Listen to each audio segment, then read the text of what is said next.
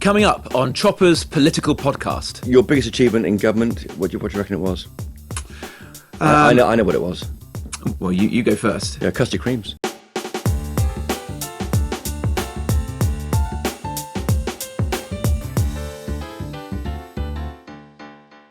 Welcome back to Chopper's Political Podcast with me, Christopher Hope, GB News' political editor, where I bring you the best guests, gossip and stories from our studio here in the heart of Westminster. And then there were four. Dame Priti Patel and Mel Stride are fallen by the wayside, leaving James Cleverly, Kevin Badenoch, Tom Tugendhat and Robert Jenrick still in the race to be Conservative Party leader. And with me today on Chopper's Political Podcast is the favourite, Robert Jenrick, who after 2 rounds has emerged as the clear front runner. Robert Jenrick, welcome to the podcast. Good to be back. You've been on this podcast in its previous life many times in the Red Lion pub, and now we're downstairs in deep state in our studio here in Westminster. So you've won, have you? Is it all over? Look, it is a long road, Chris, as you know, but I'm absolutely delighted to have won so much support from parliamentary colleagues across the party, all wings of the Parliamentary Conservative Party. And I think the message is resonating with MPs and, above all, with the members and the general public that the Conservative Party needs to change. We've got to accept the things that we got wrong when we were in office and bring forward some serious solutions to the big challenges facing the country. That is why ultimately I chose to stand to be leader of the party, and that's the message that I'm going to keep on bringing out across the country as I'm continuing on my travels, meeting people. Of course you are. I was there. I was at the beginning of your launch in Newark, and it was a very effective and impressive launch as it was. We'll come on to what you want to do, the change. What's your origin story? When did you want to become Tory leader? When you're looking in a mirror and shaving, at some point you go, yeah, that guy can be the PM.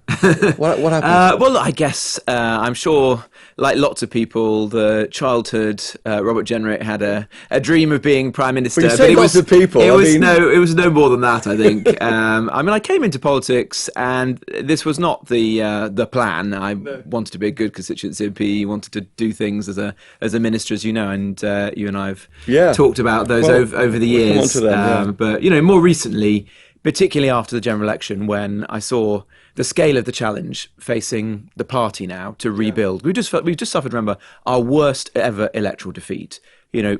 I used to say since 1832, but I did an event in Jacob Rees-Mogg's constituency the other day, and he corrected me and said it's 1760. So I take Jacob's word for that. But there is a huge task ahead of us. There is a mountain to climb. I believe it's possible. I would not be doing this, working as hard as I am, unless I believed in my core that we could win the next election, consign Keir Starmer to being a one-term Prime Minister.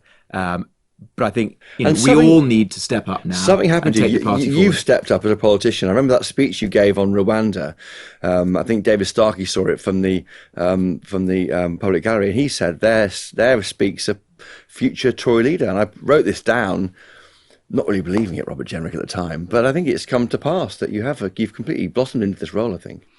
Yeah, I guess there was a moment, was in the past few years when you thought. Yeah, I was a minister, as you know, in the governments of each of the last 4 Conservative prime ministers, and for most of that time, I basically thought our political system worked, and I tried to do my very best to get things done. Whether it was, in housing, getting housing starts up to the highest level in 40 years, community secretary, working hard during the pandemic to support vulnerable people, the homeless, but over time, I did come to the view that the British state just wasn't working. And I saw that when you resigned over Rwanda? Well, in particular, a number of things, but in particular at the Home Office, where I came to the conclusion that the state just wasn't performing its most basic duty to secure our borders and to keep the public safe. Particularly given Brexit, the vote was meant to ensure the borders are safe, are secure. It's more than that, really. What happened after Brexit was that decisions were made by the Conservative Party in government, which were almost like sticking 2 fingers up to the British public. We said we were going to control and reduce immigration. We said we were going to secure our borders. We put in manifestos. In manifesto after manifesto, we put it as the slogan in one of the slogans in the Brexit referendum. We put it on a podium. We said we were going to stop the votes, and we did precisely the opposite. As you know, I fought relentlessly as a minister to improve and reform our immigration system. I secured personally the biggest ever reduction in legal migration, changes that will reduce the number of people coming into our country That's by 300,000. family members with students. Exactly, and other things. And I pushed the Prime Minister at the time to strengthen the Rwanda bill to ensure we actually had a scheme that would genuinely work. Ultimately, I wasn't able to get as far as I felt was necessary. I could see that this was going to lead to failure and that the public would rightly punish us for that at the general election. That's why I resigned. Yeah, the morning you resigned. I remember meeting you in outside Parliament. You were quite broken, and you were clearly pondering it, walking around. It was a hard decision. Yes, it was. The Prime Minister was a personal friend of mine. Yeah, I had, I believe politics is a team effort. I had loyally defended Prime Minister after Prime Minister and had served in their governments, but I did feel that it was not in the national interest for me to go out as the minister responsible for immigration and to say things I didn't believe were true, to perpetuate the cycle of broken promises. I didn't want to be just another minister who made and broke promises on immigration. And today, Chris, I don't want the Conservative Party to keep on making and breaking promises, because that is why we lost. That's why millions of our voters went to reform at the last election. So you walked away. That can be a principled position. It's also one of weakness. You're walking away from a thing. You're not going to fight it internally anymore. I don't see it in those terms. I mean, I secured more in the 12 months I was immigration minister than any of my predecessors. Small boats reduced by over a third. The first time they reduced it, as soon as I left, they started to rise again. I secured the deal with Albania. I got these big changes to the legal migration system. But as a minister, the choice for me was a simple one. Either I left and did what I felt was the honourable thing and then made a case on the backbenches for a different way, or I had to pilot a bill through Parliament, look my colleagues and the public in the eye and argue something I knew was wrong. We'll never know if it worked. I think we do know, Chris, already, because no flights went off to Rwanda. And I made the argument that one of the problems would be that there would be this merry-go-round of legal claims, which would make it impossible for us to detain and remove people. Individual challenges, exactly. And whilst we rounded up, or the ministers of the time rounded up, I think over 1,000 illegal migrants, took them into detention centres, by the time of the general election, only 2 were still in there, because immigration judges had released them on bail. That was precisely the argument that I made at the turn of the year. Now, we'll never know what the outcome of the general election would have been if myself and 60 of my Conservative colleagues had been listened to, but I think we can guess it would have been better. And more importantly than the politics, the country would have been a stronger position, because I think that illegal migration is causing immense harm to this country and we've got to tackle it. Your friends say you were radicalised by being an immigration minister, because you came in, you were a big pal of Rishi Sunak, you backed Boris Johnson in that famous moment. That's right, isn't it? You came out when I was one of the first supporters. You were one of the other. Who was the third leg? Oliver Dowden, yes, Rishi Sunak, you and three. myself. That was the moment, I think, when Johnson became credible as a possible future leader at the time. Is that right? Were you radicalised? I mean, was that right? Is it unfair? That's what people say about you. Well, I think I'd always been on the economic right of the Conservative Party. I mean, my politics is grounded in my background, which is growing up in small towns, cities like Wolverhampton in the Midlands. My parents were small business people who felt that Margaret Thatcher had saved the country. He was a gas fitter, and my mum was a secretary. Then they founded a small manufacturing business in the West Midlands. Was he a tool maker? He wasn't a tool maker, but he'd been a white van driver. He'd been an apprentice. He'd done all those things. Anyway, the serious point, Chris, though. Yeah, but the background is yours. The point was that watching them found a business around their kitchen table and their reflections on that period of the 1980s, when they felt that they were 2 working class people who had seen the industries that they'd worked in, mostly in the Northwest, destroyed by out-of-control trade unions, bad management, the Labour governments of the 70s. They felt very strongly that it was Margaret Thatcher and the enterprise culture that she engendered in the 80s that gave people like them the self-confidence to set up a business, to be self-reliant, to lead enterprising lives. And that ultimately made me the Conservative that I am today. And you've named one of your daughter Thatcher in the middle name, in their middle name. Is that right? That is true. Yeah, she was, I won't get any further into children, but even so, it just shows. She was born the year that Margaret Thatcher passed away. I mean, you back Remain. At the time, people say, there's a journey. I mean, critics say, are you really the person you say you are. You back Remain, now Well, you're judge a Brexiteer. man by the company he keeps, and I don't think that... Look at your supporters, Sir John Hayes. Sir Bill Cash, Mark Francois... John Hayes, David Frost. These people were early and enthusiastic supporters of me, and so I don't think they would be doing that unless they felt that I cared passionately about these issues. Would you vote differently now? Would you vote differently now? Yes, I would do. I mean, I still think... You'd vote for Brexit now? I would do, yeah, exactly. I'd vote for Brexit now. I do think, though, that my concern at the time was borne out, because I felt that the British state and the British political system was unlikely or ill-equipped to realise the full benefits of Brexit, and that there was a danger that we would suffer the costs, because big change is always disruptive, and there are economic costs, and we plunged into a period of political chaos, didn't we? But there are huge benefits as well. We've yet to realise those. I tried as a minister to do that. I mean, not least in immigration, where I seized the levers of legal migration that were given to us by Brexit and tried to pull them in a way which would control and reduce immigration. As a minister in the Treasury, I set out to create the free ports agenda and other things. I created the Brexit coin with you, Chris. Yeah. Well, explain briefly that you got behind the idea of a Brexit 50p when Philip Hammond was not keen. Yeah, it's fair to say he was not an enthusiastic supporter of the Brexit coin. Because Craig McKinley wrote to you after I discussed it with Craig McKinley, and then now listeners have a Brexit coin thanks to Robert Jenrick. That's right. And me a bit. Well, you were. You think you were the genesis? I was maybe the genesis. I thought we're going to mark this moment. It was the biggest constitutional change in our country. The point of the coin was that no one in authority wanted Brexit, but the people did. And the thing about Brexit, I find, is why it matters. It was a power transfer to people from Brussels, and I just think that it's been let down by politicians so far. Is that fair? I think that's right. I mean, on immigration, obviously, I've made the argument that we ended up creating an immigration system that was more liberal than the one we had when we were in the EU, and I've fought to change that. I want mass migration to end. That's one of the reasons I'm standing to be leader of the party. I think the Conservative Party has to do that and regain the trust and the confidence of the British public. But it's bigger than just migration. There are huge opportunities for our economy, whether that's in the technology of the future, like life sciences, financial services, biotech. We've got to ensure that we have the most nimble and agile and competitive regulatory environment in Europe. That is the future of this country, or else we will fall behind and become increasingly uncompetitive. And I want the next Conservative government to be seizing those opportunities. Before we move on to the future and what your plans are, your biggest achievement in government, what do you reckon it was? I know what it was.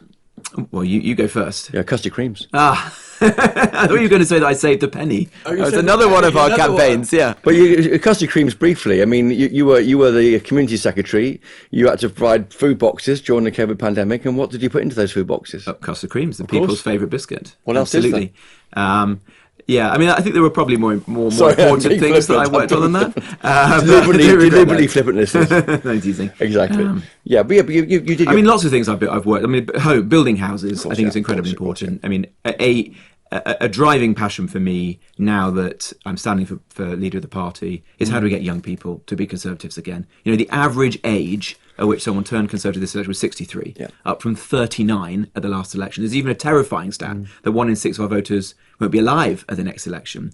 So we've got to be younger. I think it was 47 in 17, by the way. It goes up and down. But even so, but it's going... in 2010, not so long ago, we were winning. We were winning with young people. Exactly. Yeah. And so it can be done. But you've got to give young people a compelling reason as to why it's in their interest to be Conservatives.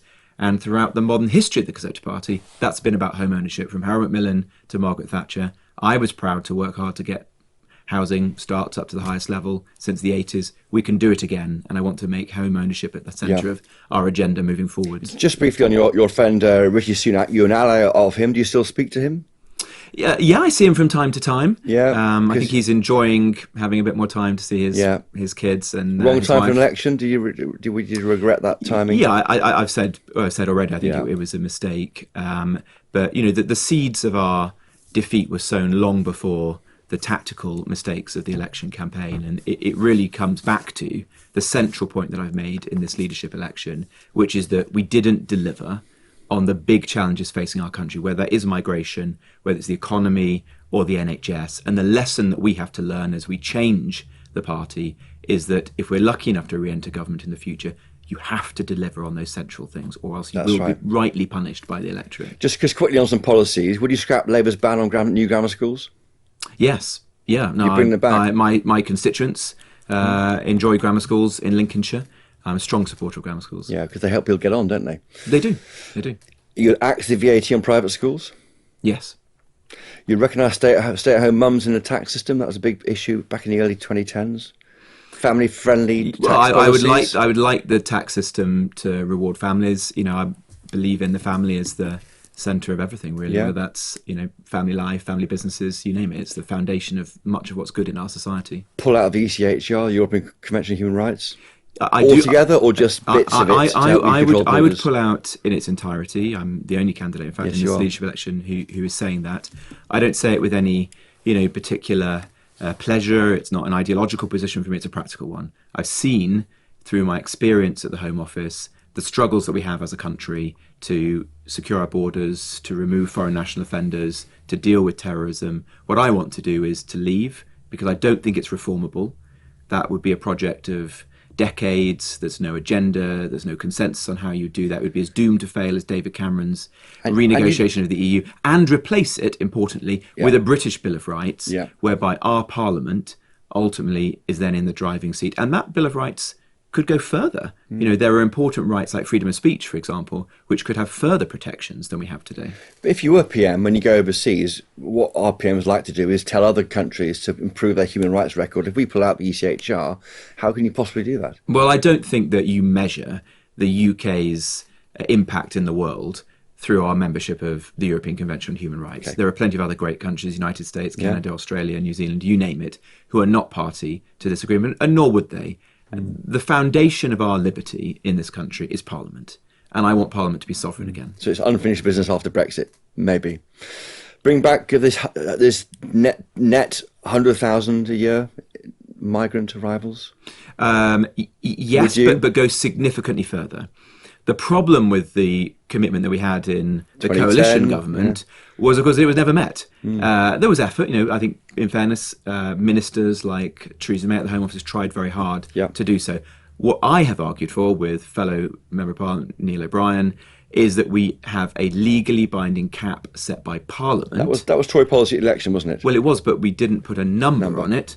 What I'm saying is Parliament should set that number. I think it should be in the tens of thousands or lower, and that would give the public finally the confidence that we mean what we say. Or lower is thousands than tens of thousands. Would you go that low? I mean, that's going towards one in, one out, which is the Reform UK party policy.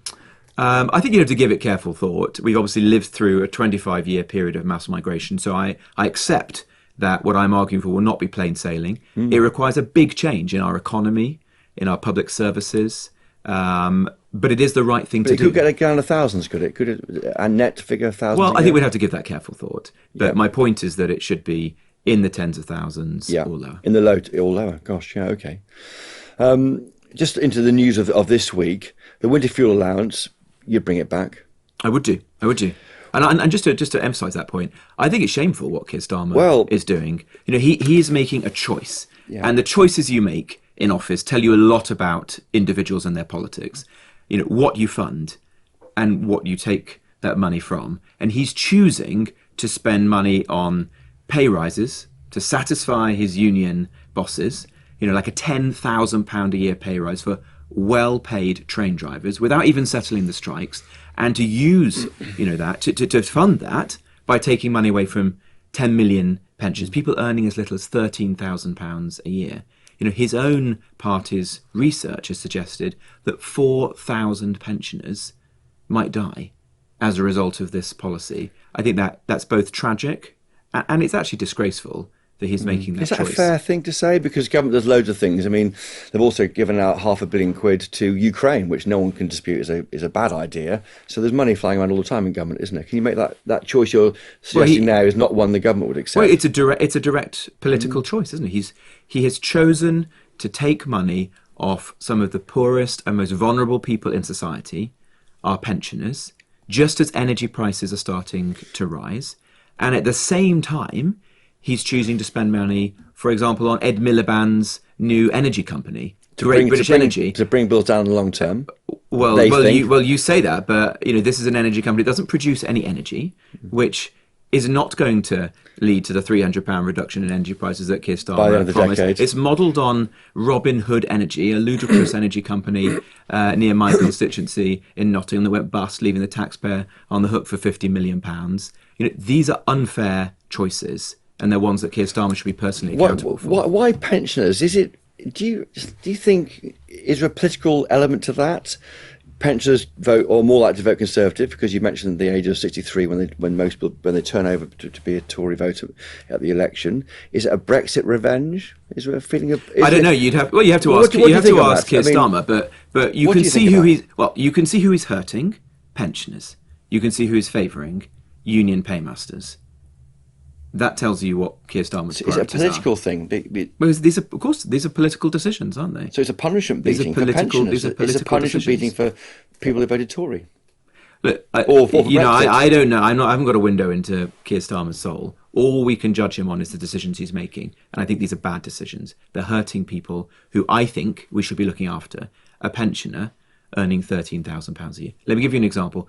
Somebody who's 80 years old on £13,000 is going to have £600 less energy support this winter than they did last year. That's a lot of money for somebody on a low income. We've been overwhelmed at GB News from listeners and viewers concerned about this. It's why I'm making after you tough questions about it, because I feel I have to. How do you feel when you saw offenders swinging from champagne outside Wandsworth Prison this week? I thought it was shameful. I thought it was a day. That's on your watch. I thought it was a day of ignominy for our criminal justice system. Thanks for the whole political class, frankly, but wasn't it a problem that created by the Tories not investing in prison space? I have been very clear, and in fact long before this leadership election, that my policy is simple. We should be building more prisons, and when I was Housing Secretary, I changed the law to make it faster through the planning system to build prisons. And I support the building of prisons, including in my own constituency. And that's not easy because people don't want them there. Well, actually, you made the case. I have multiple prisons in my constituency, and I think we should be locking up more hyper-prolific offenders to get dangerous people off our streets. I think what Keir Starmer is doing is very dangerous. Thugs and criminals are now being let out onto our streets, and I predict that people could die as a result of these decisions. And that's on Keir Starmer if that happens, and the families should be aimed there. I don't pretend these are easy decisions to make, but I do not see evidence that Keir Starmer is straining every sinew to prevent this.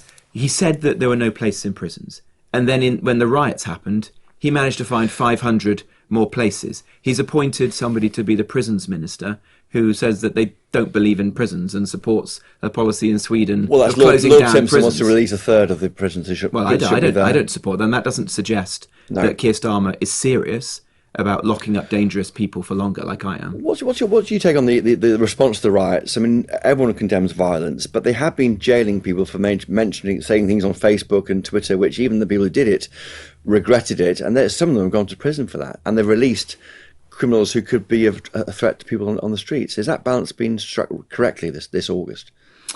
Well, I don't think Keir Starmer responded well to the riots. I mean, there's no justice. Why not? He was slow to have a COVID meeting, but when he got going, he did. Well, he was slow to react initially, and then I don't think he behaved with even-handedness. He was squeamish and he was selective. Two-tier justice, then?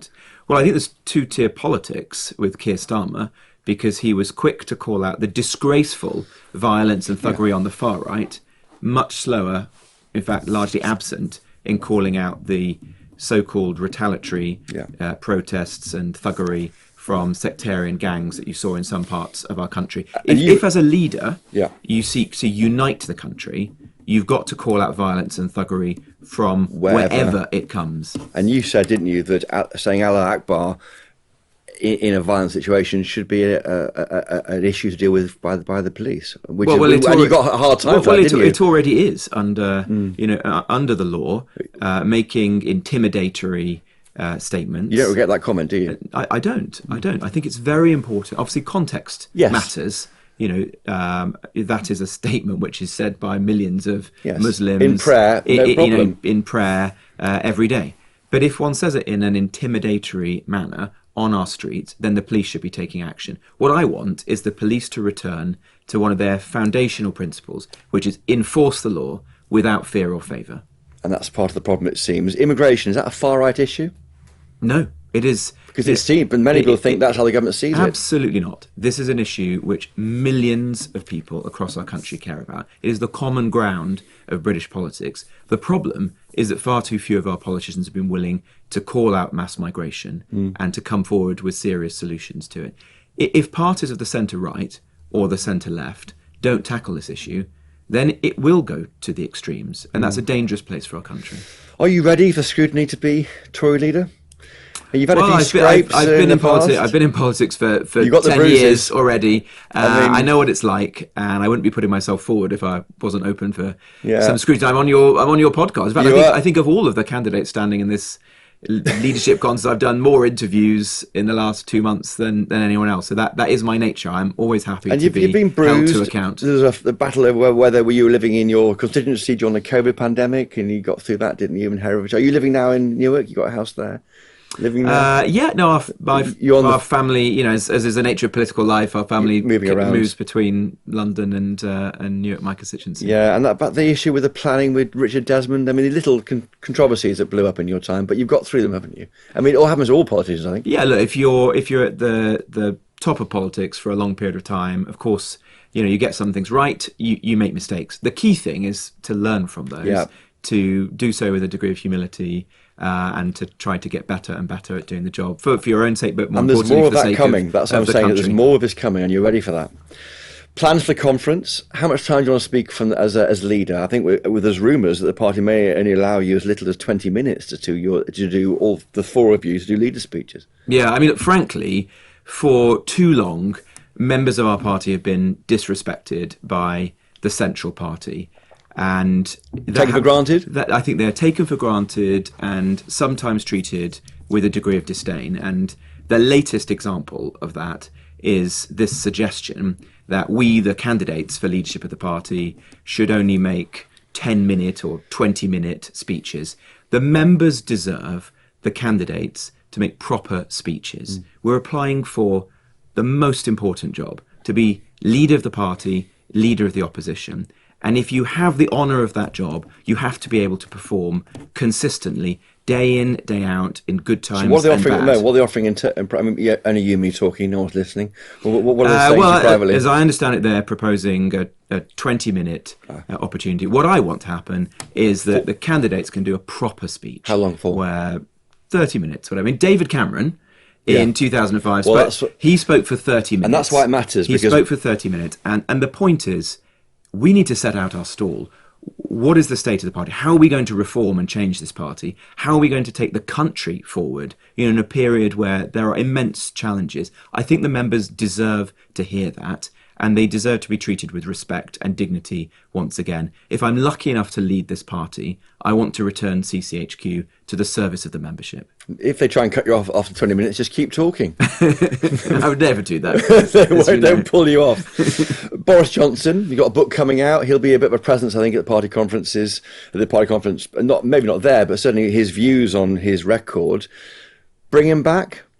Make him appear. Well, I've said before that I think you want to get the best players on the pitch. The Conservative Party is a family. Yeah. We need to try and include people.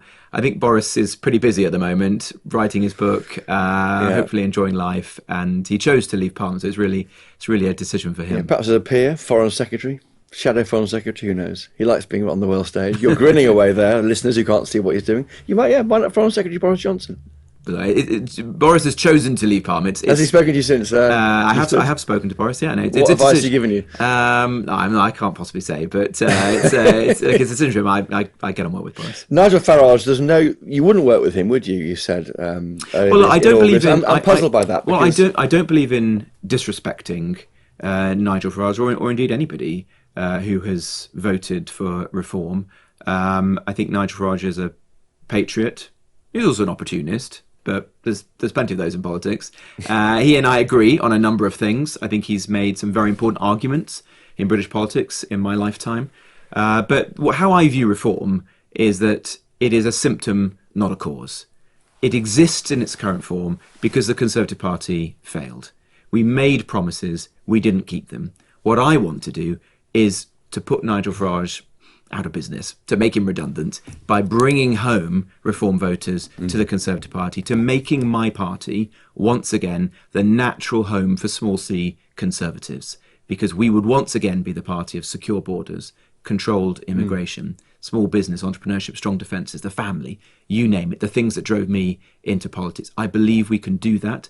I think I'm the right candidate to do that, because the arguments I've been making for a long time, the decision to resign on principle, I have some credibility on this issue, and the public know that I'm determined to address this. And is he a Tory? I think he has conservative values, conservative values, and anyone who shares those values should ultimately find a home in our party. But I don't think you can welcome. Could rejoin the party. I don't think I don't think you can welcome people into the party who are currently leaders of other political parties and owners. He's made a choice. What I want to do is bring his voters back home to us. And just finally, the question which I'm sure you'll say yes to, but you can win this election, can you, in 2028, 2029, despite the scale of Labour's win? Look, I think or are you a stopgap leader, if you will? Chris, I would not be standing for this job unless I believed in my core that we could win the next general election. And that is because we cannot consign this country to 10 or 15 years of Labour government. You can see in the first 8 weeks the immense harm that this government is doing and will do to the country.